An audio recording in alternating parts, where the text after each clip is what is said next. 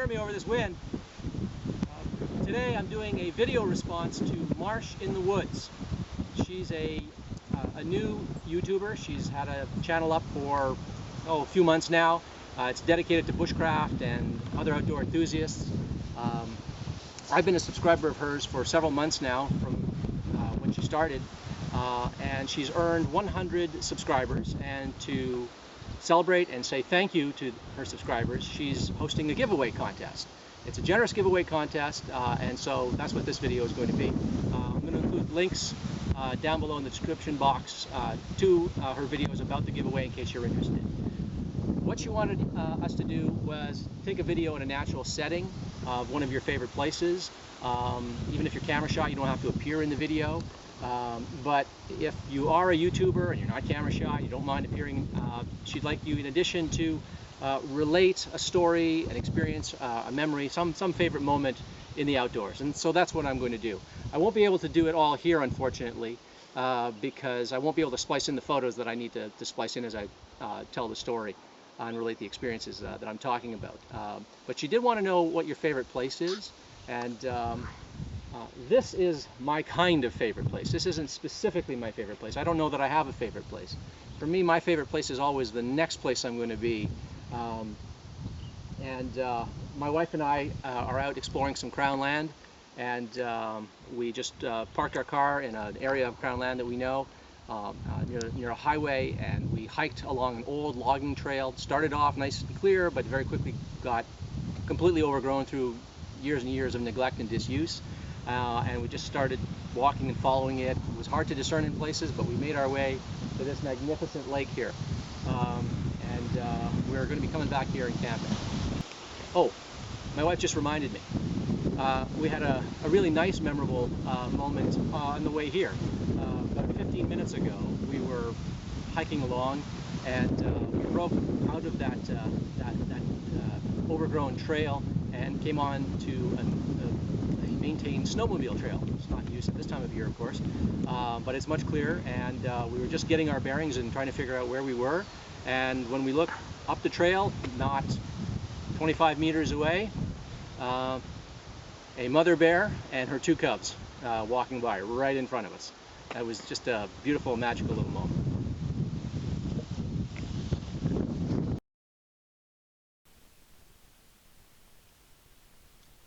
So as I mentioned, Marshinthe Woods asked that we relate some favorite moment or memory in the outdoors. I have a lot to choose from, but rather than recount something unique, I thought I'd relate one little story that's quite unremarkable that probably a lot of people have experienced, but it sticks out in my mind because it illustrates one of the things I love most of all about backcountry camping. Now, there's all sorts of reasons why we enjoy camping: depressurizing and getting away from the rat race to forget about schedules and clock time, and slowing down and living by sunlight time, and immersing yourself in the beauty of nature. But the experience that matters most to me when I'm backcountry camping, which makes me want to go camping out again, is something else entirely. It has to do with exercising ingenuity and resourcefulness through problem solving and troubleshooting minor problems when you're out there. Now, I know that sounds kind of egg-headed, but unlike problem solving and troubleshooting in a modern home or in the workplace, these are problems that have to do with our basic material animal needs. And it includes everything from finding a dry spot to sit when you're hiking on a wet day, to finding a flat spot where you can pitch your tent, working out the best place to string your tarp, fashioning a simple latrine, locating and purifying a source of water, and you have to secure your food against forest critters. You have to navigate. You have to find your way around on foot or by canoe.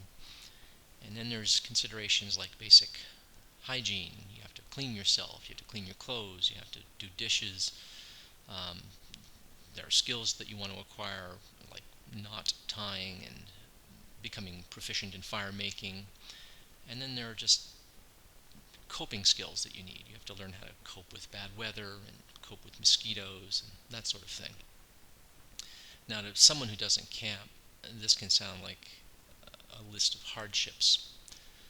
But there's something very gratifying about solving and addressing all these very minor concerns using only the bit of gear you carried yourself. When you're out there, you can't obviously run out to the store and get what you need or borrow something from a neighbor. You have to be satisfied and make do with what you brought. So you're forced to press into service what you brought with you in novel ways and to learn new ways of doing things right there on the spot. And here's my example. A few years ago, my wife and I went on a short 3-day canoe trip, and I was carrying the canoe from my vehicle to the water's edge at the start of the trip, and the carrying thwart, or the center thwart, or the yoke of the canoe broke beyond repair. It snapped at the gunnel, and the canoe fell on my head, and then the rest of the yoke snapped in half over the back of my neck, bruised my head, bruised my neck, bruised my shoulder, and I had no canoe yoke. And this is going to make the portaging the canoe very difficult. But we weren't about to go home, we just arrived, so we set out in the rain on that September morning, and we did our best to portage the canoe without a center thwart. My wife and I, she took the front end, I took the back end, and sort of struggled that way with it. When we arrived at our first camping site, I knew I didn't want to have to continue without a carrying yoke because it was just a nuisance. So after we were well settled into camp, I set about fashioning a carrying yoke using what I had on me and around me.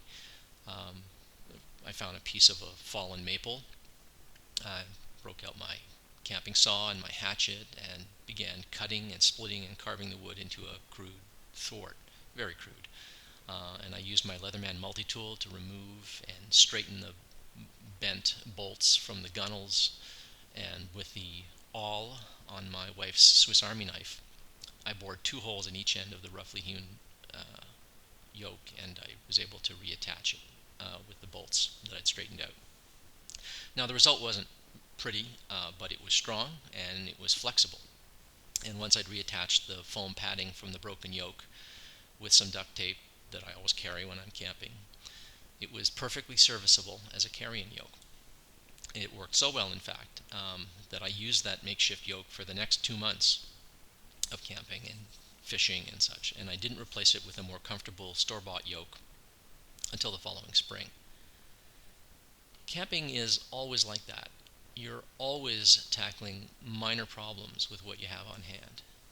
Ordinarily, most of our basic animal needs and creature comforts are already permanently addressed in the home or just a store trip away, so we don't have to give them much thought. But in the bush, those considerations are never far from your thoughts, and that puts you in the moment. There's a sense of immediacy to living in the bush. You don't feel distant or removed or divorced from what you're doing. Your mind is seldom thinking about something else while you're performing a task. Your mind is fully engaged, trained on what you're doing, and it makes you feel very alive and very involved when you're in a situation where you're responsible, moment by moment, for your own safety, your own creature comforts, and your enjoyment. And you don't get bored. There's always plenty to do and more you could do. This constant in-the-moment experience that comes from minor problem solving and exercising your creativity and applying your ingenuity, it's kind of empowering too. After your first night in the bush, you'll realize, hey, I'm out here in the middle of nowhere and I'm fine, despite the good or the bad weather and the difficult hike or the long portage or the hard paddle across a windy lake or some minor discomforts and inconveniences along the way that inevitably happen. I'm fine. I'm not lost. I'm safe. I'm clothed. I'm dry. I'm sheltered. I'm well fed. I'm well hydrated and well rested. And I did this myself using only the gear I carried in.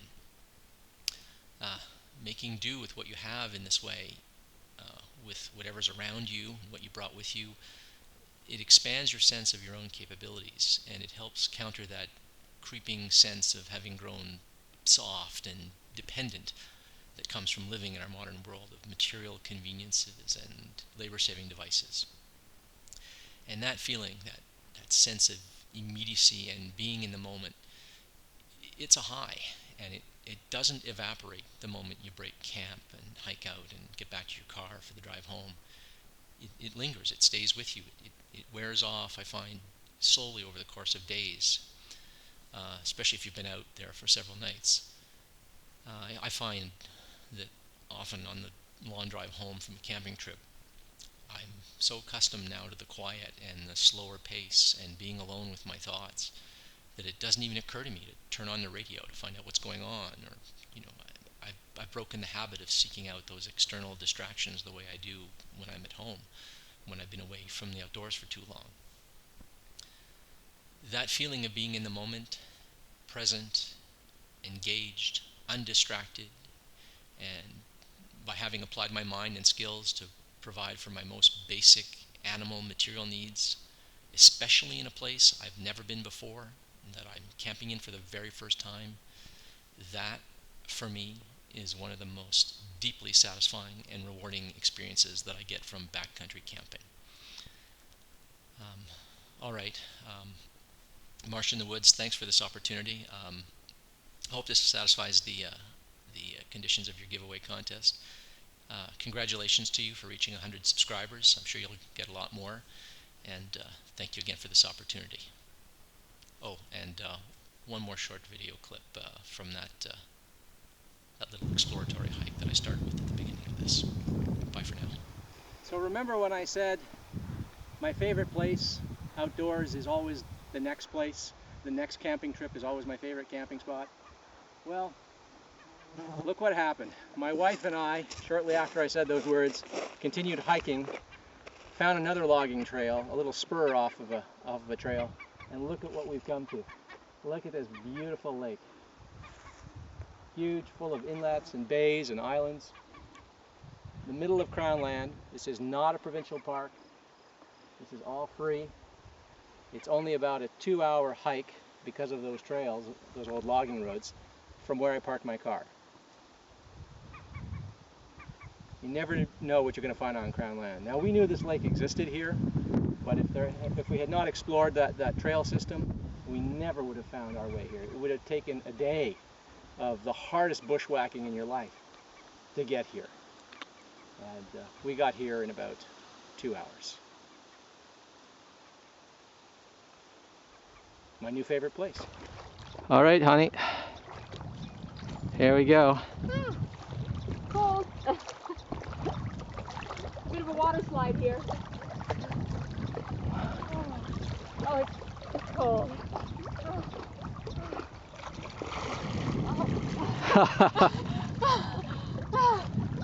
Oh, it's deep.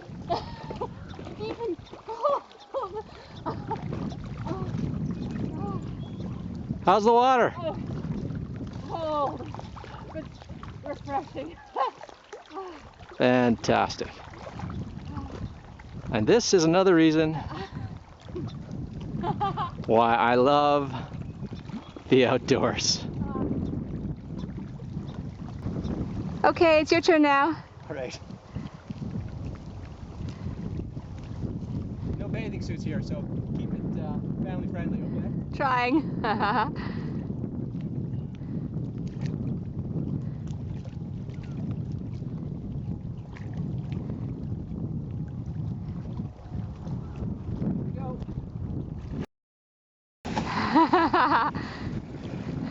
Woohoo!